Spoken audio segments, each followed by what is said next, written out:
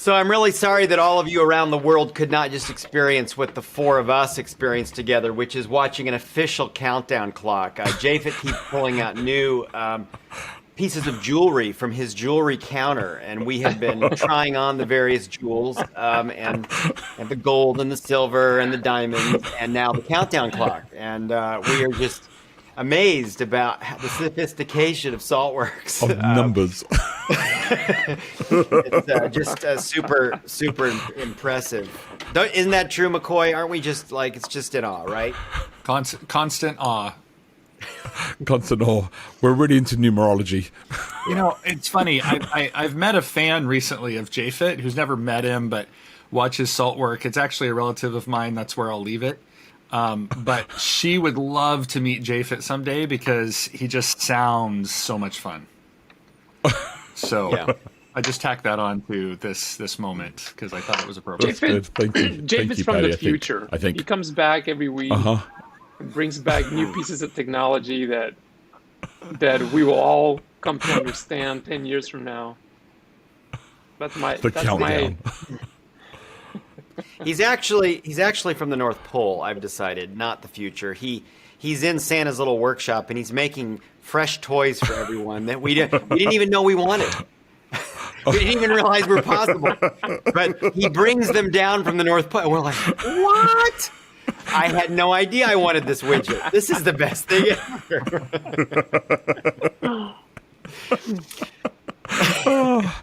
Oh, actually, I would love that job. Wouldn't that be great? That actually would be great.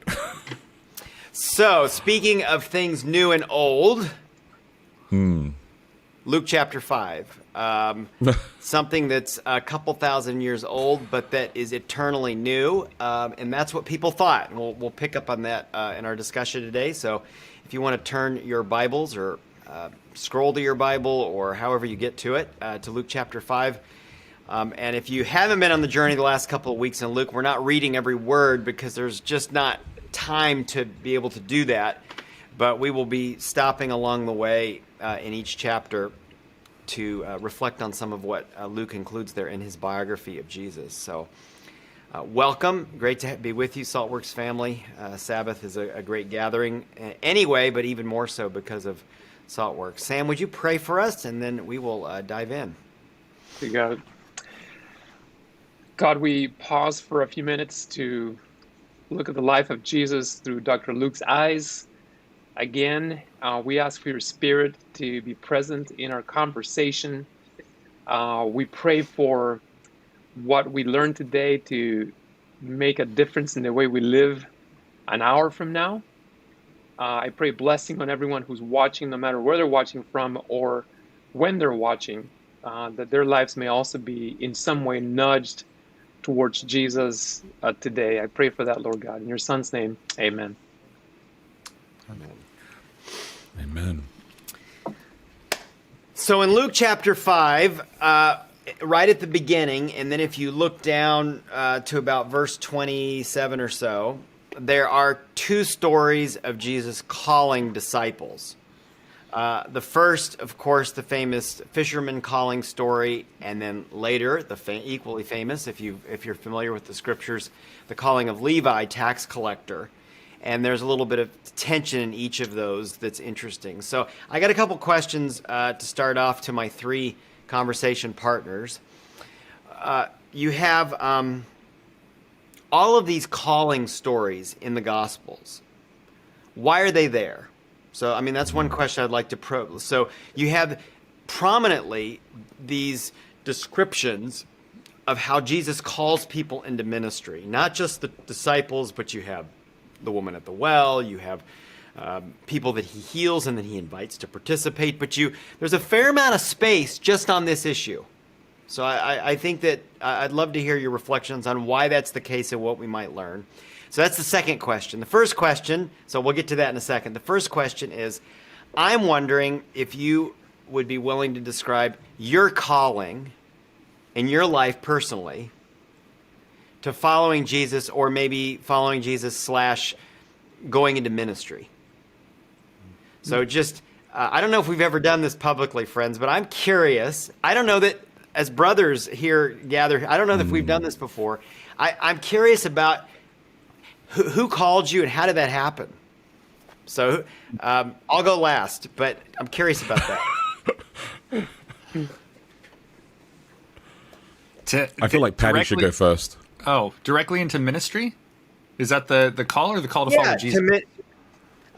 Either one, just kind of like your call, but Yeah. I'm giving you some latitude there. Either to a specific call to Jesus that you sensed, or a call to ministry to serve Him, which is both are apparent here in Luke 5. It's both a call to Him, but it's also very much a call to ministry. Yeah. Yeah. I mean, I think it's interesting for me when I look back over the course of my life that I don't know that I have a moment where I was like, oh, I feel called to ministry. I do remember for the longest time that like I wanted my life to be for Jesus, and a specific story about that was, I mean, even 7, 8, 9 years old, when you're thinking about being a police officer or being any of the things you think about when you're a kid. I remember my dad had wanted to be a lawyer, and my grandmother, of course, watched all the lawyer shows, Matlock and Perry Mason, if anybody remembers any of those. And so I thought that would be really cool, be a lawyer. And then my brother gave me a book that was lawyer jokes, and none of them were very nice. And I remember reading through that and thinking to myself, like, I don't think I can... if this is all true about lawyers, I can't follow Jesus and be a lawyer. Now, of course, that's not true, but that was my 8 or 9-year-old self. So I just remember from an early age that I just wanted to live my life and whatever I did for Jesus. And then the circuitous route of what that meant, finding my calling into ministry, was interesting. But I think, you have mentors, you have people, you have teachers, you have folks that just kind of plant these seeds of love and grace in you that grow, and so mine was a gradual calling over the course of my life that I just always felt deep inside me.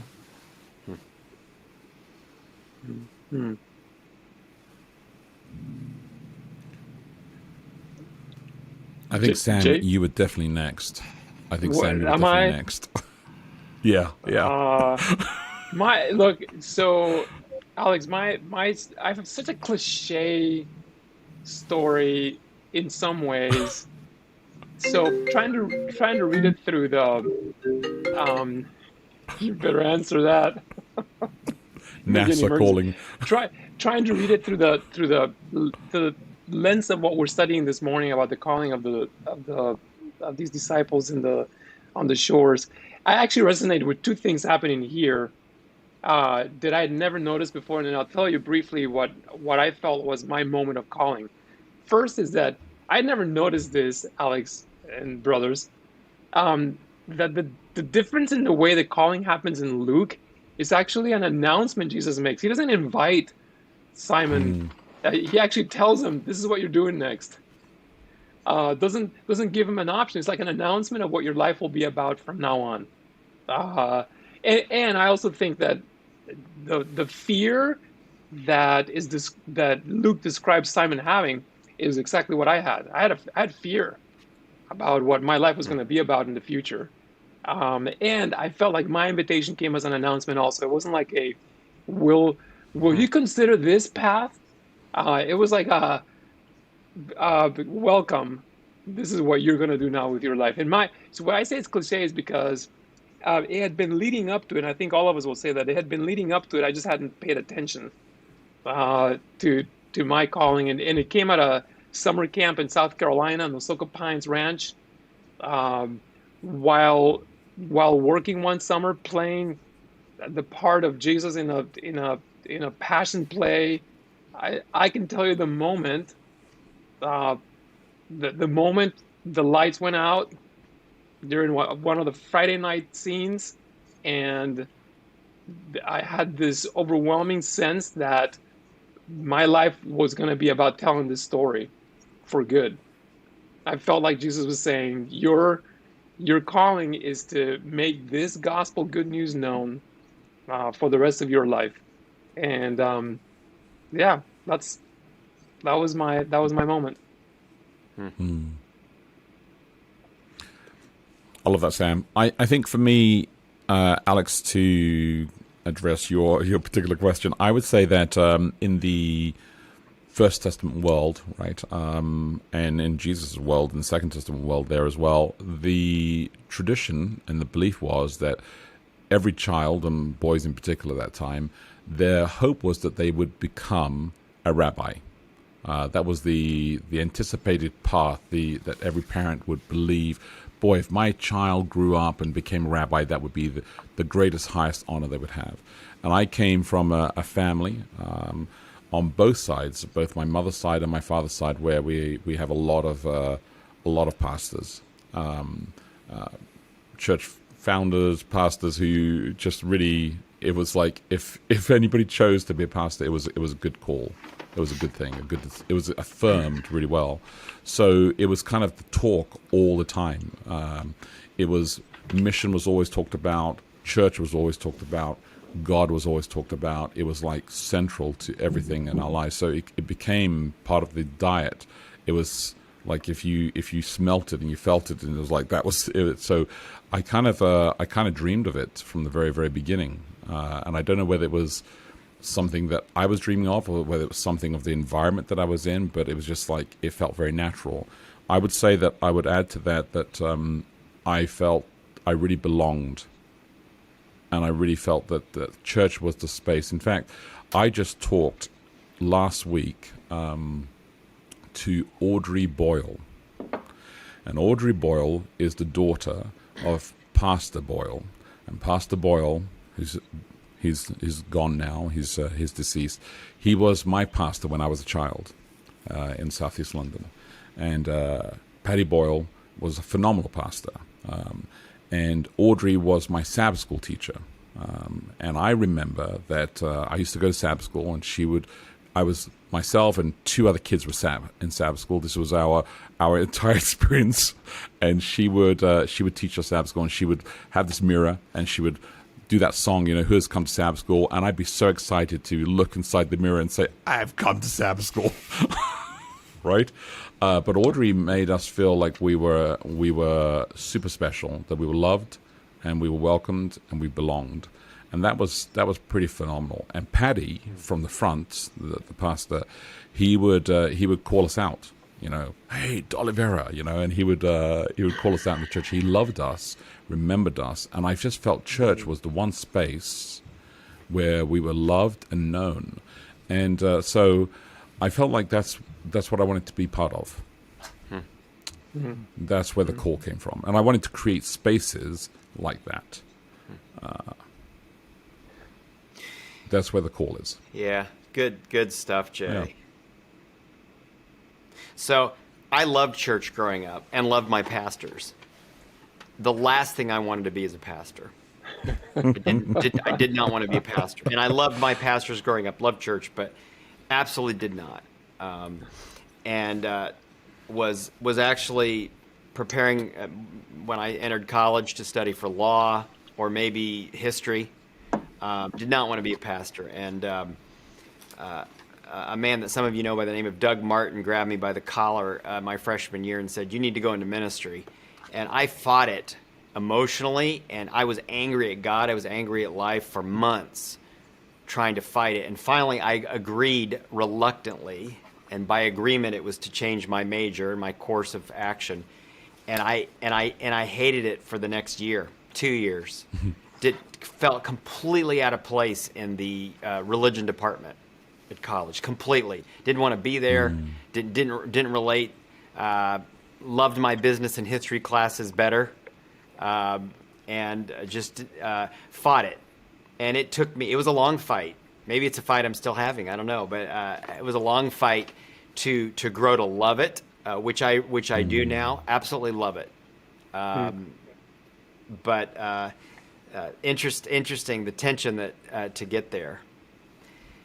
So the second part of my question about these stories, one thing that strikes me in this particular story is they actually don't stop doing their their job. They don't stop being fishermen. And I think that's something that we mistake when we read this, like, oh, they dropped their nets, they Yep. quit being fishermen. The boat shows up again in the Gospels.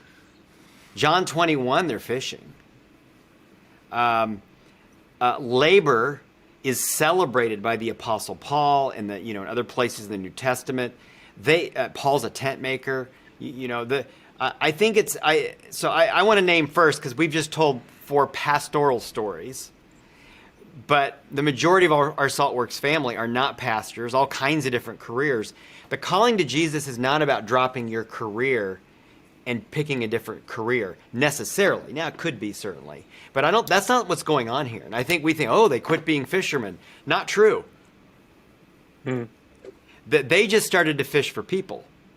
In other words, they started thinking about their profession differently. Well, and Alex, there's also, I always go to Mark 3:14, which is also calling, same story, a calling of the disciples, because I think that's the calling to every single one of us, where it says that Jesus appointed them to be with him, and then to preach the gospel and cast out demons, and the call to be with Jesus, that's for every single one of us. And I think too, when we talk about pastors, I was just having this conversation with my leadership team with Crosswalk Portland, is that the whole idea of laity, or the whole idea of, well, I'm not a pastor, so, what I have to say isn't as important, or it's not as good, or it's whatever. That's a misnomer. We're a priesthood of all believers. So the call is open to all of us. I do love that. I particularly like this story, though, Alex, because I think this story, and I love how you brought in John 21 as well, is because I think this story is kind of like the first encounter, and it's that first moment where you kind of like, you commit to it, and you say, I'm going to follow you, Jesus. I'm going to do this, and then things wander away. And Jesus brings the whole story back to life in John 21 with the same moment. And the story is like the whole thing, the whole fishing, catch the net, and it's just like memories just start to fire again, and you remember that you're following Jesus, and Peter remembers. And I think that there's just this powerful moment where Luke is writing aside here that the reason a call exists is so that you remember that you're connected to Jesus. And I think that that's what's inside the story, is embedded inside the story, and that's why he spends so much time expanding. He could have just said, well, and then Peter followed Jesus as well. But he actually tells the whole thing about the fish, and that it was just this, and he caught so many, and it was like the nets were overfilling, because when Peter's lost and is not sure if he's going to be accepted again, he re-encounters the entire catching the fish. It's full again, and Jesus is standing on the shore, and it's like, oh, that was day one. I followed Jesus again. And I think that those two bookends are the constant reminder that when we follow Jesus, it's just like we have to renew that. The call has to be refreshed all the time, and it is about remembering that it's with Jesus. And so I think that I'm with you, Alex. I think that this story is just a very powerful, beautiful reminder of it being more. That's good. So, Alex, back to the stories of calling. I just want to say this little thing about my conversation with my dad after I knew this is going to be my future. My whole family is healthcare family. My mom's a nurse. My sister's a nurse. Everyone is involved in healthcare, and it was just an assumption, Sam, you're going to be involved in healthcare in some way. So when I came home from my time at camp, where I had this realization and a commitment, and it had been announced to me, I believe by the Spirit, this is what you're going to do the rest of your life. You're going to tell the story. Professionally, you're going to tell the story. My dad's response to me was, you don't have to. Of course, you will tell that story. That's the expectation, but you don't have to actually be a minister to do that. Uh, I mean, in his mind, I love my dad. If he's watching, I love you, Dad. But in his mind, he was saying, you don't have to take a vow of poverty to tell the story. You don't have to be one of those guys to tell the story. I mean, since then we've come to a new understanding of what it means to be a Colin. But I think his point is a point that I think is valid today. You don't the interruption of the day fishing that Jesus has with these fishermen doesn't mean that he's interrupting their um, it always interrupts our day, our profession, whatever we're doing when Jesus comes and says, you're gonna follow me and you're gonna do something more profound than what you're doing here. So it's never, I think it's never a convenient time. And I love preaching this because I think it's true. It's never a convenient time, even for a minister to have Jesus, a professional pastor to have Jesus say, today I want you to do something different. I want you to commit to a different way of doing your work. Interesting in the story, Sam. That's fantastic. It's interesting in that first story, and so we're combining a conversation of that with the Levi call in verse 27. It's interesting that in that story, they're not having a good day at work. I think that's interesting. They're not, that something is awry at work, and is there some lesson in that literally, or is there some more powerful spiritual lesson where work's not meaningful, it's not filling them up, and I think there is a lesson there. Actually, I'll just say I think labor is empty without the bigger purpose that Jesus offers, and it doesn't matter what Saltworks family, we're talking to you. It doesn't matter what you're going to do on Monday morning. Whatever that labor is, it will feel empty if it doesn't have the bigger purpose that Jesus has in mind. And I think there's something about Jesus filling with purpose the work. The connection then down to Levi, which is really interesting, is this is a completely empty. This is a very empty job that he has, which is so disdained that he's likely ostracized from community because he's stealing from people, basically, as a puppet of the Roman Empire, to the point where there's an objection which comes in the call, and people go, Jesus, how can you be calling people like this? How could you be eating with tax collectors and sinners? How is this even a category because of the kind of work? Now, it seems, correct me if I'm wrong, fellow scholars here, but does Levi continue to be a tax collector, but just an honest one?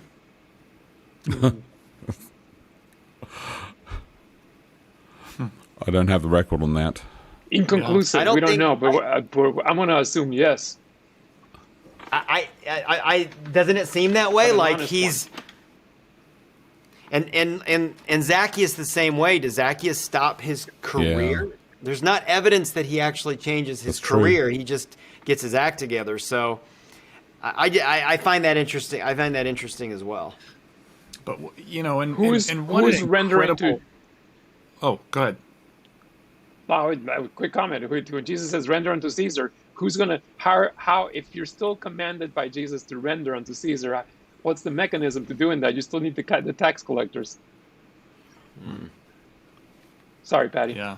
No. I just was going to say that, I know Jay alluded to this idea that, the goal, if you could be called by a teacher to be a disciple, and how big of a deal that was, and likely the disciples were passed up by teachers. They're in professions, they're doing other things now.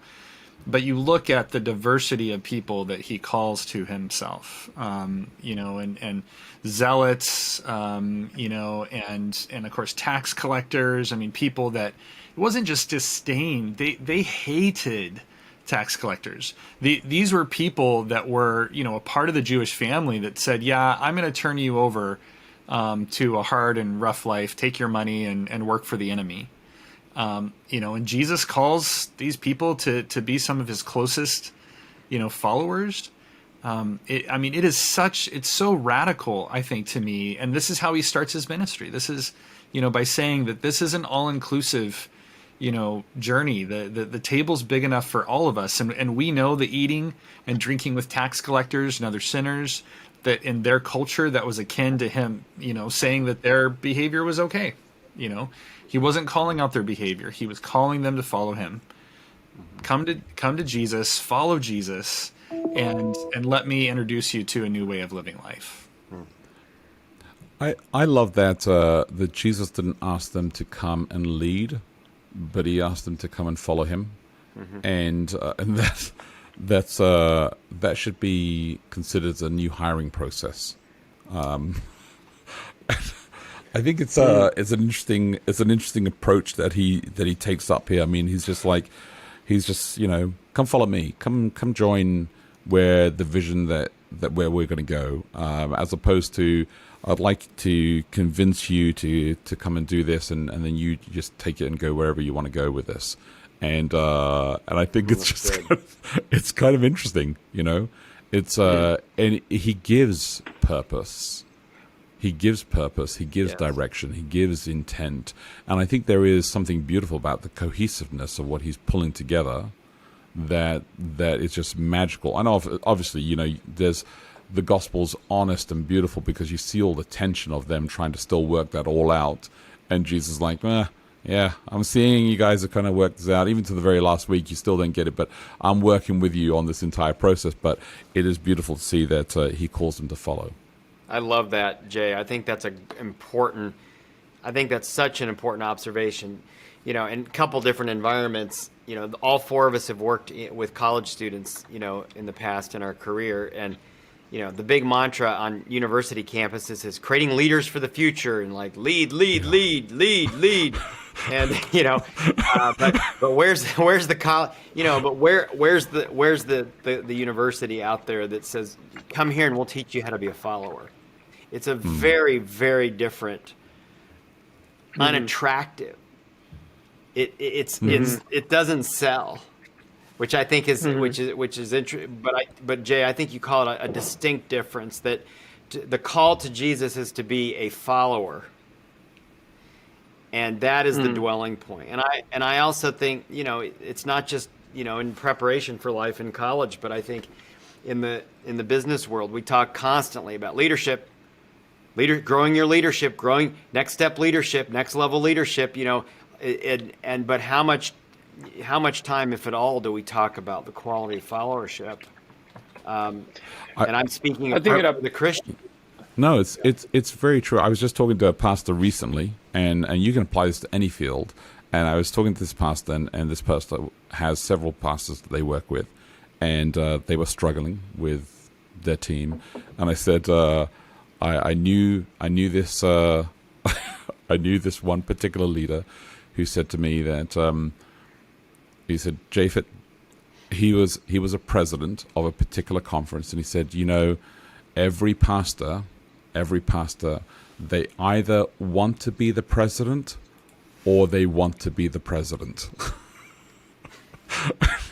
So, and I said to the pastor, and I was a young guy at the time, and I said to the pastor, this is the problem. We do not teach pastors, we do not teach leaders, we do not teach men and women how to be second, how to be followers, how to belong, because it's actually, we need people to all belong, and how to support and how to grow. I mean, this is all actually what makes great teams and great families and great companies and great pastoral teams. If everybody has to be first, nobody's going to row the boat.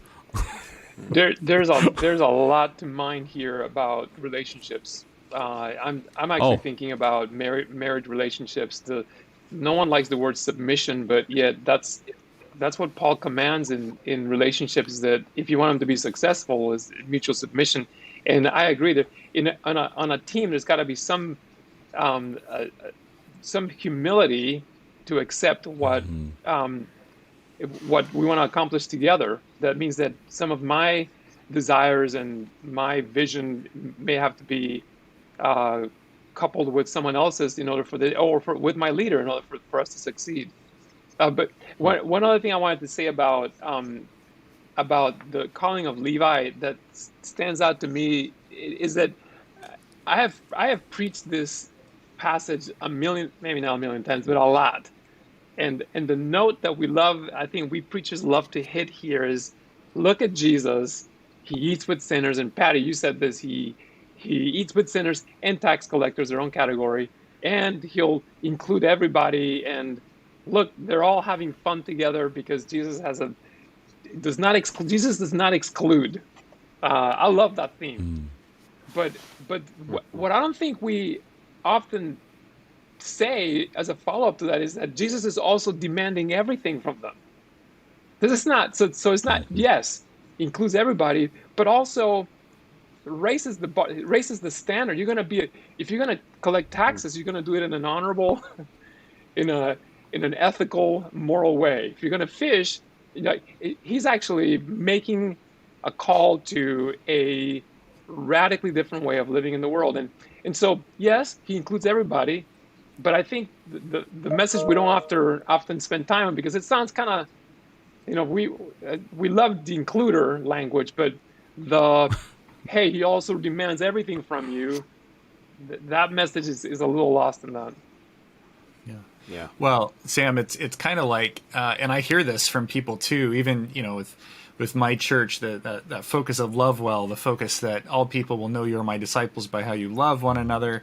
There's this idea that's kind of a wishy-washy. It's fluffy. It's nice and sweet, but it's not, it's not as serious and, as it needs to be. And that's because they're not thinking of, Jesus's kind of love got him killed, right? The way he loved people, the way he included people, got him killed in his society because it was too much. And just like he asked for everything, he also asks us to love in a way that's going to be uncomfortable and probably get us into some trouble. Yeah. So, yes. Yeah, good. So true. And we live in a libertarian age where, and I'm not thinking just politically, I'm thinking about across the board. We live in a libertarian age where everybody just wants to do as they please without the kind of, Sam, you've used the word submission, high calling, an all-consuming, drop your nets, drop your old ways of tax collecting. There's a serious call, which it almost feels like we're in an age where you have to, as a pastor, I don't want to say you have to be careful how you talk about it, but it doesn't have as much resonance. It doesn't take up resonance, and I think it's tough. Everybody has their own path. Everybody has their own truth.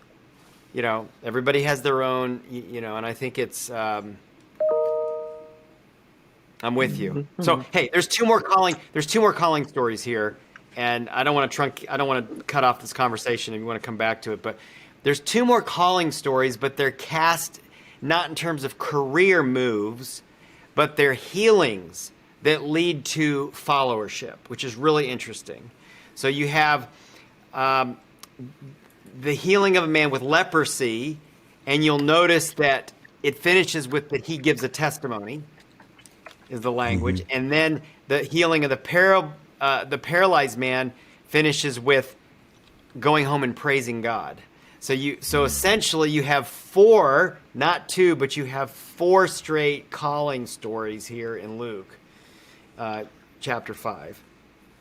So I'm just curious about if the first two are in kind of career reflection, if I can say that. These two are about serious illness that is remedied, but then also these folks start following Jesus. This isn't just you're healed and then there's no more. There's an indication that they become witnesses. So what do you make of those two stories? And they kind of approach this idea of calling a little bit differently. Bless you, Patty.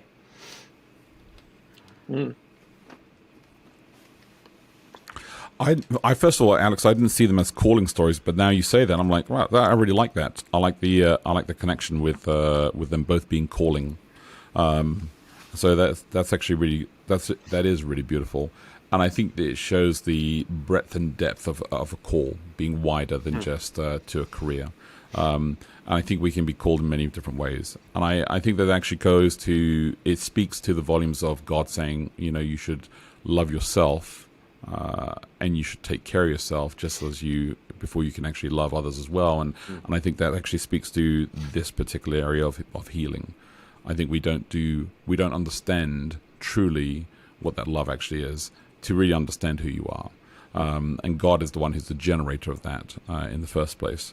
But yeah, I thought that was good in the first place.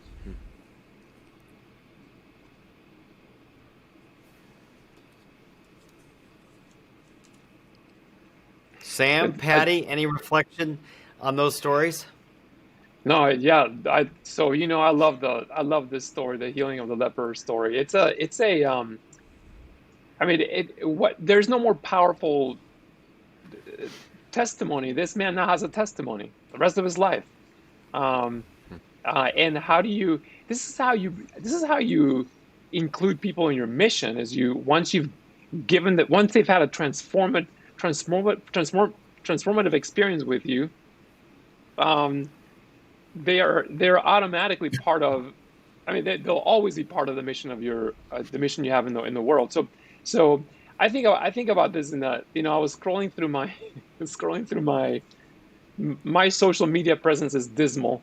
All of you three here, you're masters of the social media sphere, and I just, my daughter, who took a marketing class this last year in college, came home and said, you got to do something. You have no follower. You have and then she gave me a little speech about how people follow things that have an impact on their life, people, organizations, products, or whatever. That's what they buy into. They buy into and they follow, and they become mission owners or mission followers of the things that they've had an impact on them. So apparently you have no impact on people because you're not present in some of these social media platforms. So I think that's what's happening here, is a calling, but a different avenue, Alex. As you say, I've never thought of it that way, but now that you're saying it, is obvious.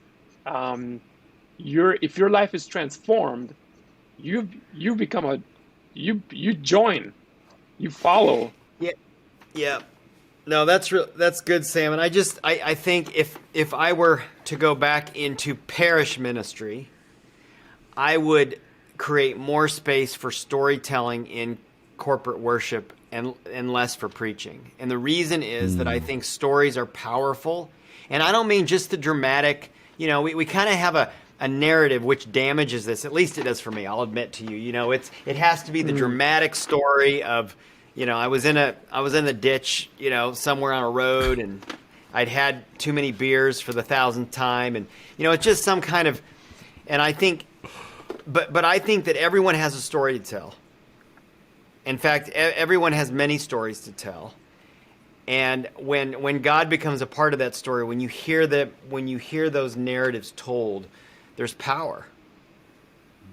And there's more power than talking about God, kind of in a technical sense or a theological sense. There's more power when you actually say, now let me tell you about how this worked out in my life. And I think that it's not just these two stories, it's actually all four stories in this chapter where there's a story to tell. But I think we have done a poor job as ministers and as a church at cultivating testimony and freeing it from this very narrow, I once was lost, but now I'm found, and everything was clean. It was horrible before, and now it's great now. And we've messed it up, because that's not how life works. And I think if we just told stories about life and God, I imagine it would enrich our when we gather together in ways that a good sermon will not alone accomplish. Well, and Alex, you're right in the sense of cultivating those stories, because there are people, and as a college chaplain, I ran into this all the time, that feel like they don't have a story to tell because their story isn't dramatic. Because they grew up going to church and they're still going, or what have you. And so if they feel like they haven't had the dramatic, whatever. I don't want to make fun of anybody's journey necessarily, but if they haven't had that, then they don't really have anything to share, and so that's another problem, I think, because we've glorified the the extreme stories instead of celebrating all stories. Maybe that's why the story of Levi is here, because that's just a meal. Hmm. Is that a story? Yeah. Or that's just hey, he hung out at my house. We ate a meal. We ate supper. That's, I agreed. Agreed, Alex. But Sam, you think about that simple story, the story of someone who's not had supper maybe in years with another human being, somebody who's been dining alone. Let me tell you about, I've been eating by myself for 3 years. And for the first time, somebody not only ate with me, but brought a whole bunch of other people, and I forgot what it was like to eat with other people. I mean, the power of that has to be right. It's a simple story, and I say that just because I think sometimes we think of the story, like you mentioned, Patty, of, well, I've just always gone to church. People don't understand the power of the story. There's bigger stories that are lurking, is what I'm trying to drive at. Yeah. Than we allow, I think, in our own lives when we start thinking about them. Mm-hmm. I think that this story also is a story to move us from isolation to community, and that when you move from isolation to community, there's a lot of complexity inside that you can't avoid. And so I don't know if you've ever noticed this, but there are times in your life where you may decide, you're going to start some kind of exercise program, or you're going to start some kind of reading program, or whatever you may decide, and there are people around you who will support you, and then there are people around you who are not supporters. They are saboteurs. They're just like, they will like, oh, you know what, you want to do that? Well, why don't we just not do that and just do something else and go back to the old ways? And I think that there are people inside the story here who are opposed to the healing. They don't want good to happen inside the life of this person. And they would rather the person be sick than actually see good take place inside them. And so they would rather find a way to kind of prevent the good take place. They'd rather, critique that than actually just be happy with, well, I'm really glad for you. And I think we should be cognizant that any time that you accept the blessing from God, anytime you accept the fellowship of real community, anytime you accept, to live in that space of love with God, there are going to be people who are going to be the naysayers who are going to want to try to pull you back into the old ways as well inside there. And I think the call, which is, goes back to the way you described your call, Alex, that it's a struggle. It's really hard sometimes to accept the deep call that God lays on your life. Mm-hmm. And there are going to be people who are going to try and pull you in a different direction, but God's pulling you this way because this is where God needs you to be. Yeah. And even the healing, even if it's better for you, or the vocation is better for you, or it's the right thing for you, there will be negative forces trying to say, that's not what I want for you.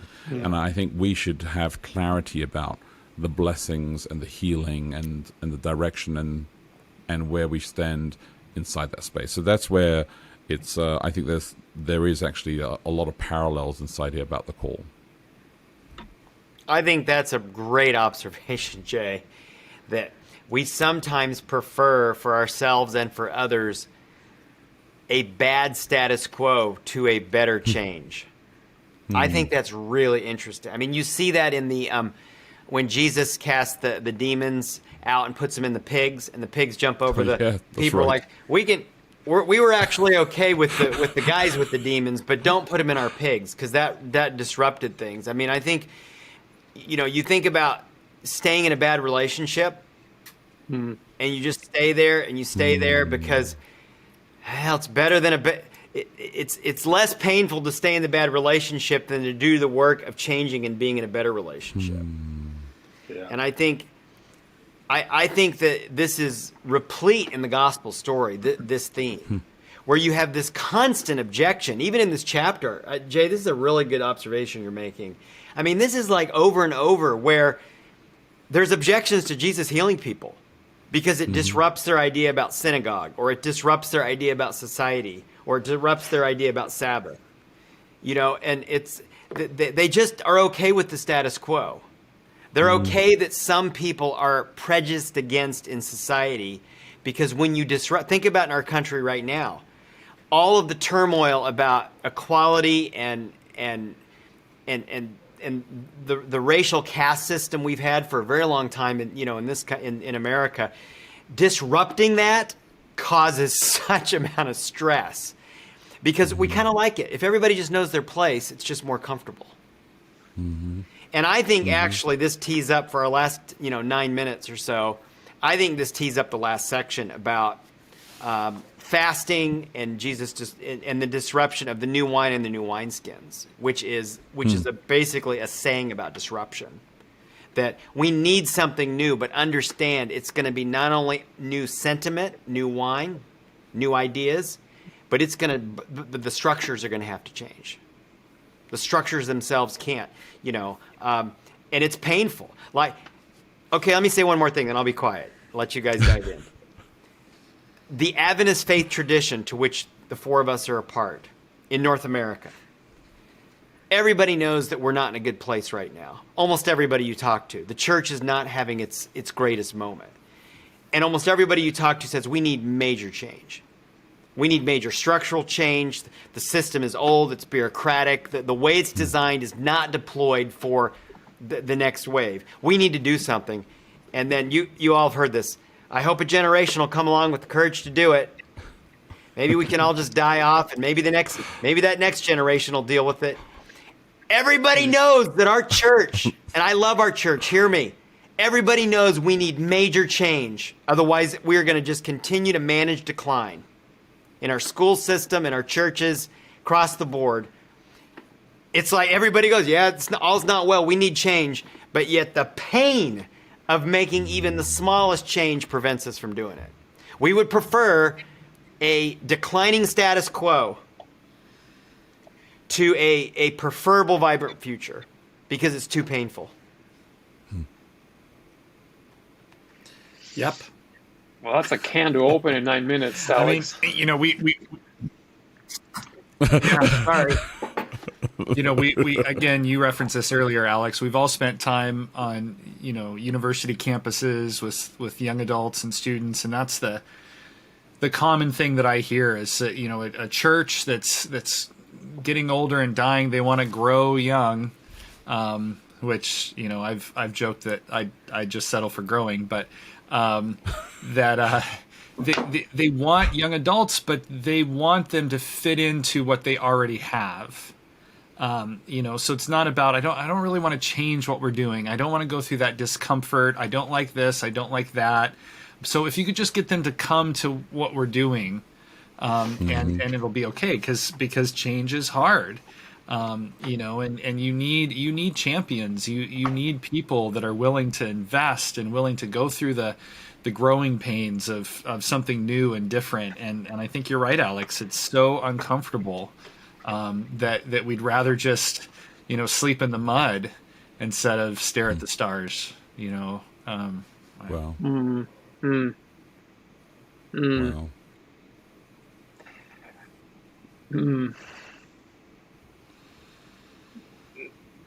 That is true. That is true about any type of change in any sphere.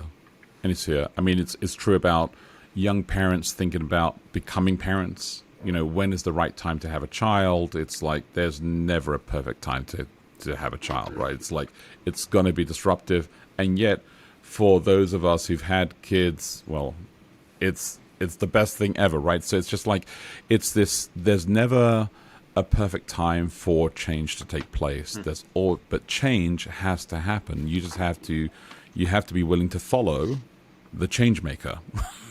and the difficulty is that this change maker, he calls us to this space, and this space requires personal change, corporate change, community change. It requires us to be open to submission.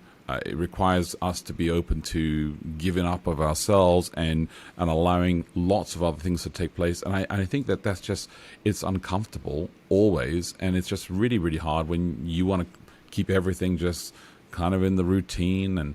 And we actually let things die.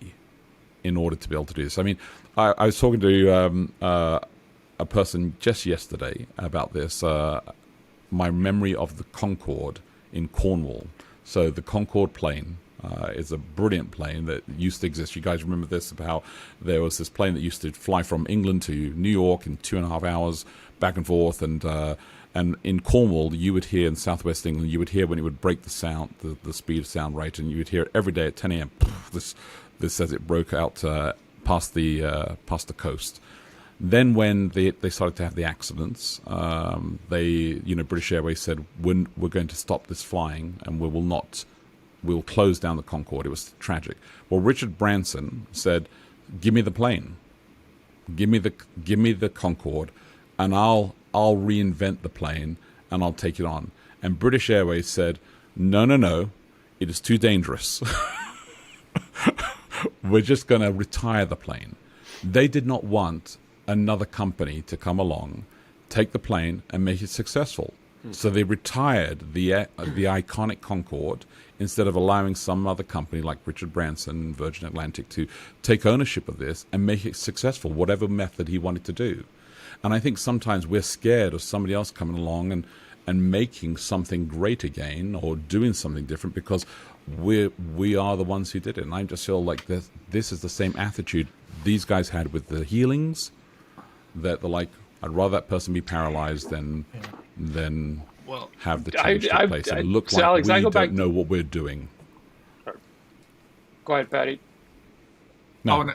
Well, I was just going to add to that for Japhet, because part of the reason is that we're afraid of the new wineskins is because, man, it's going to be messy. We may not get it all right. We may make some mistakes along the way, but we're going to learn from those mistakes, and we're going to grow, and we're going to get better and be stronger. But like we want everything to be neat and tidy, and so it's easier to make a broken system at least look good than it is to step in a new space and try out new things, which is hard work. It's exhausting, but it can also be really beautiful. So anyway, sorry, Sam, go ahead. I want to make this comment. Just I want to re-emphasize and repeat what Alex said, that we're all 4 pastors who love our church and have invested and have given not just years of service, but also blood and sweat. And so I say this in love, but I agreed with everything you've said, Japhet, Alex, Patty. I would summarize it as a failure of nerve to make the changes necessary, because I think we know what the changes need to be. I think we can all see it. I think we can all. You name education, you named declining church, and we can see the changes that need to happen. We just don't have the nerve to make the changes that need to happen. And as I look at our history, by the way, our Adventist history, there were people making decisions that are absolutely mind-blowing, breathtaking, crazy. I mean, they had nerve. I mean, I just a couple of days ago looked at how some of our healthcare pioneers did their work. It was a move in the 1890s to a city where there was nothing going on, but they knew the gospel calls us to care for people here. We're going to do it. It was absolutely, crazy, mission-minded moves that needed to be made, and we're the beneficiaries of that work now. So I would say that there's that, and I'll close this comment by saying this, Alex. Back to the calling of Simon in this very passage. Why was he afraid? He was fearful because he knew that the changes that were coming were absolutely so radical for his life that he was fearful. So, I want to live as a people a little afraid of the moves we're making. If there's no adrenaline rush in the moves we're making, then maybe we're being too safe, and maybe we're just managing decline. Yeah. I like that. No, that's good, Sam. I think going back, Patty, to you talked about growing young. I want to use that phrase in a different sense, which is, I think where it's true growing young is what sin has done is that it has aged our brains, so we get locked into patterns and we resist new change. So if Brandy were on, she would be emphasizing this point of just, neurology and the way our brains work. But I think it's not because we are intentionally evil sometimes that we resist the changes we need in our personal lives or in the church. I think it's because the natural course of sin is to calcify, it is to set into rigid habit. It is to make us cautious fundamentally. You think, why do we have fights and wars in this world? Because we have scarcity. We're protectionists inherently because we're sinners.